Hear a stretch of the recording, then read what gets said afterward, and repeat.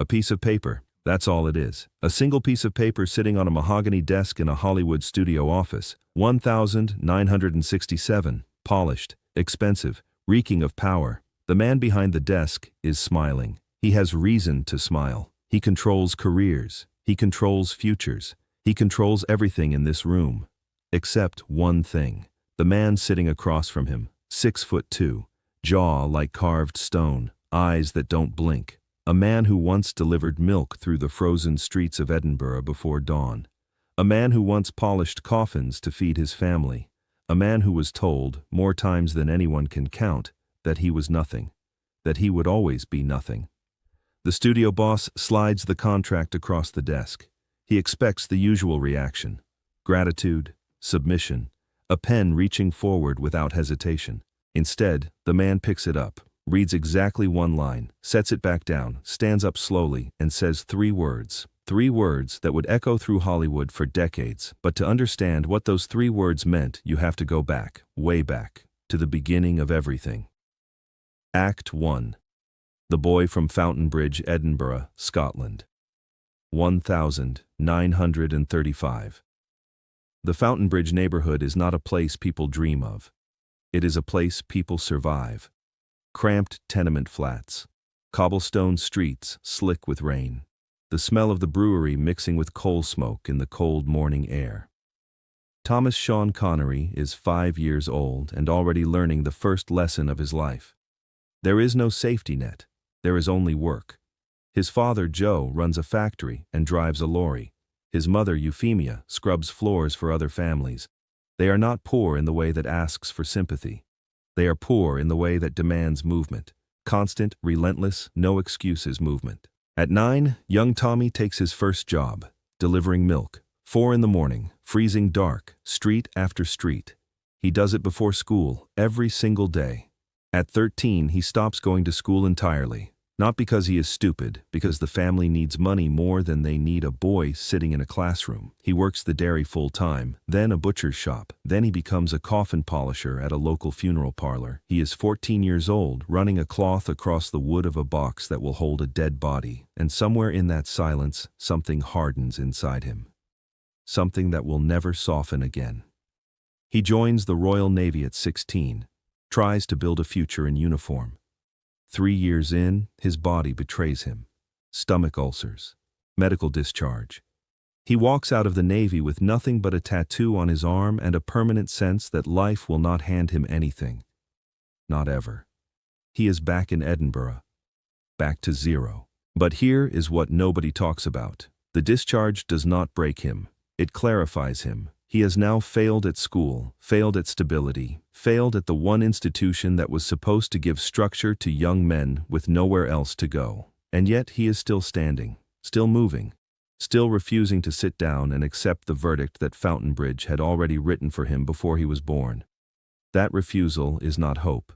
It is something harder than hope. It is habit. The habit of a boy who got up at 4 in the morning not because he wanted to, but because the alternative was unthinkable. Act 2. The Pivot.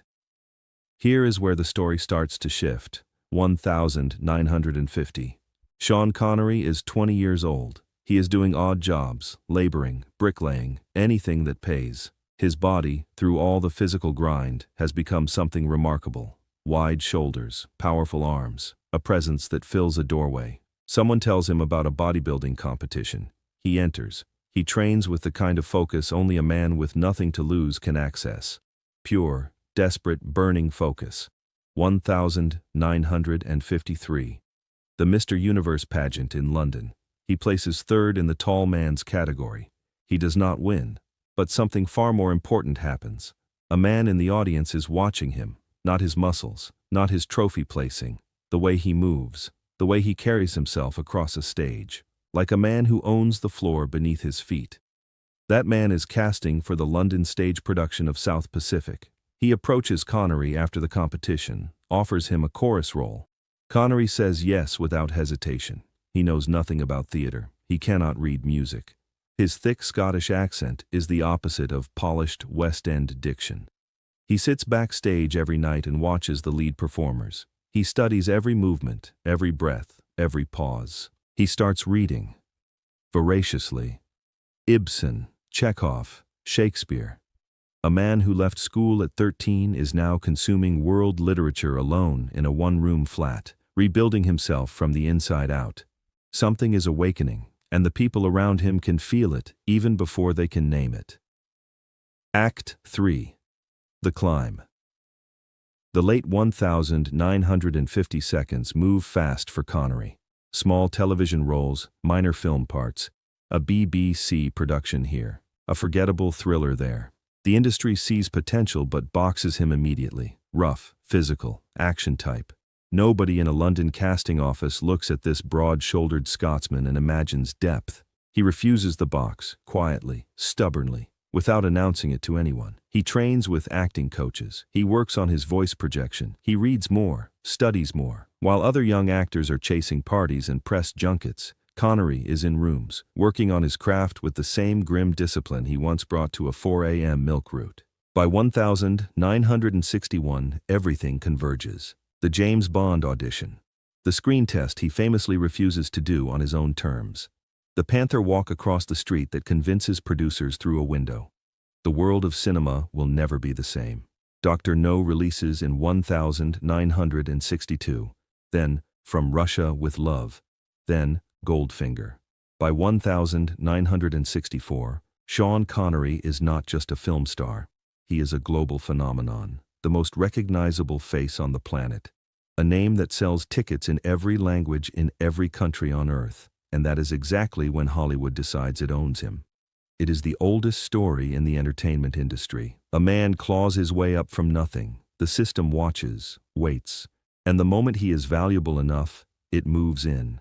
Not with threats, with paperwork, with smiles, with the quiet, suffocating assumption that every man has a price and the only question is how long it takes to find it. Act 4. The Contract. 1967. The height of his Bond years. The studio system at this time operates on a simple principle. Stars are product. Product is managed. Product does not have opinions. Product does not have demands. Product shows up, performs, and cashes the check that is placed in front of it. The executives behind the Bond franchise have grown comfortable.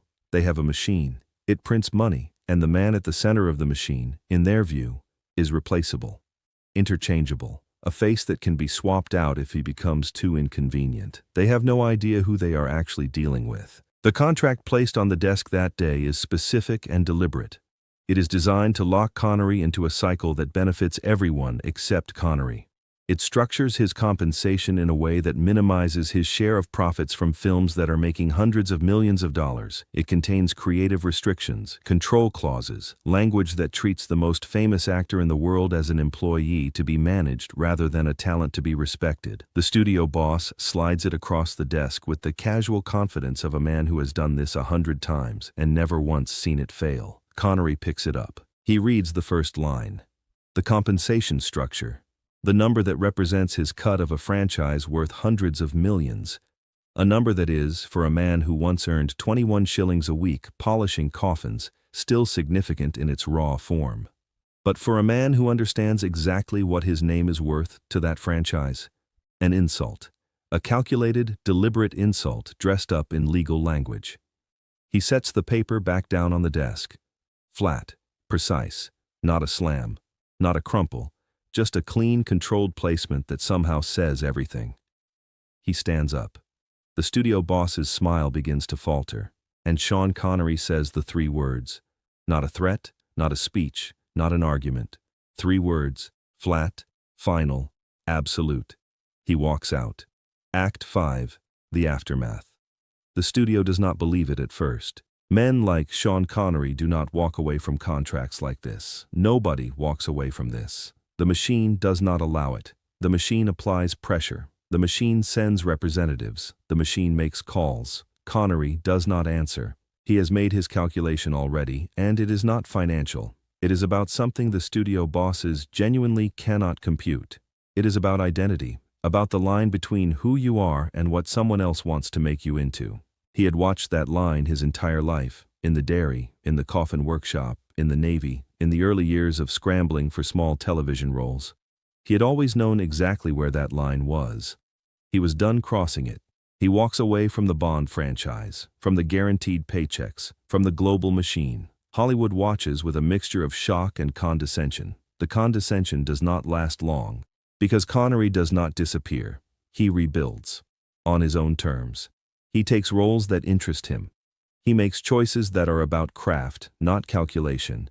He refuses to be managed and refuses to explain his refusals, and the work keeps getting better. That is the part the studio never calculated. They assumed walking away meant declining, that a man without the machine behind him would slowly fade, shrink, come back eventually, hat in hand, ready to sign anything.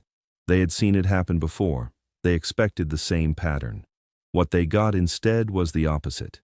Distance gave Connery something the franchise never could: perspective, freedom, the ability to choose a role because it moved him rather than because a contract required it.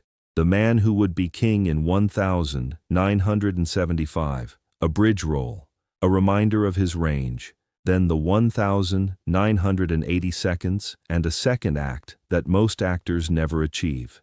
The Untouchables, 1987. A supporting role.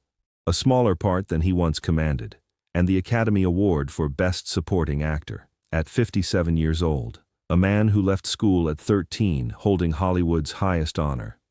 People magazine names him the sexiest man alive that same decade. Then, at age 69, the sexiest man of the century. A milestone no amount of studio management or contractual maneuvering could have manufactured. The studio that handed him that contract in 1967 watches all of this from a distance. The franchise he walked away from cycles through actor after actor. Some are good, some are exceptional. None of them are Sean Connery. The legacy he retires quietly, moves to the Bahamas, lives on his own terms until October 31, 2020, when he passes peacefully in his sleep at the age of 90.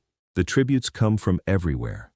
From actors, from directors, from world leaders, from ordinary people in countries he never visited who nonetheless felt that something irreplaceable had left the world.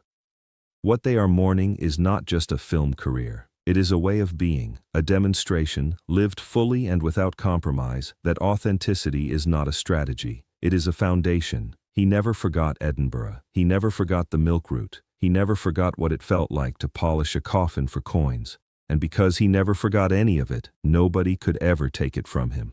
Not a studio boss, not a contract, not a franchise worth billions. The lesson is not about Hollywood. It is not even about money. It is about knowing your worth before anyone else tells you what it is. It is about reading one line of a document and understanding immediately, completely, and without hesitation what it says about how the other person sees you. It is about having the courage to stand up, to say 3 words, and to walk out the door. The 3 words? You already know them. You just have to decide if you're ready to say them yourself. Class is permanent. Grit is forever. If this story hit different, subscribe, leave a comment, and pass it on.